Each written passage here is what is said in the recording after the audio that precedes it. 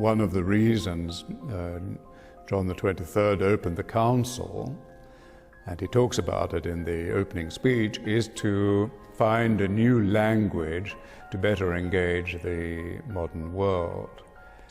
But the big question is, really, have we found a new language that does engage the modern world?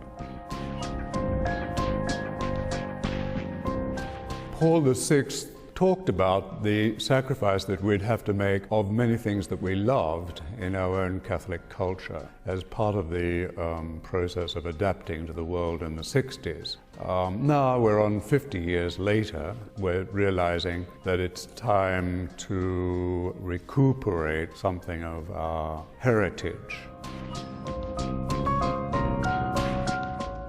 I grew up under a generation that had been super disciplined by the Depression and by the Second World War.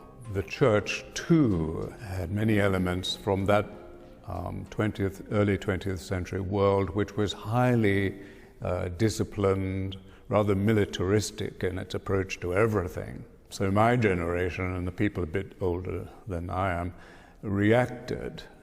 Love and joy and peace became the great passwords, and they were in reaction to our parents' generation.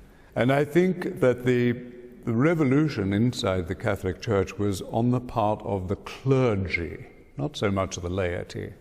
And so they threw off their habits, threw off their rules. A lot of them went to live in private houses. The younger generation doesn't really seem to be much interested in that formula.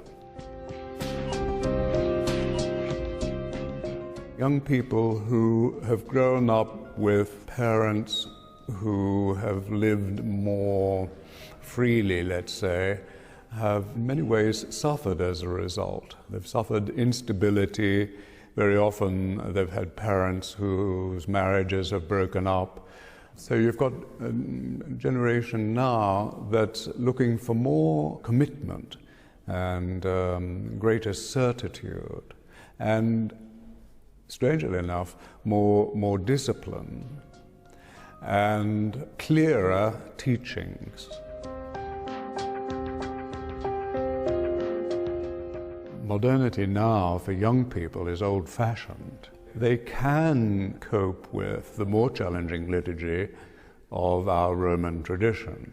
The Old Mass and the Latin of the Old Mass helps both the priest and the laity understand a lot more, I think, about the theology of the Church right back to the 3rd century.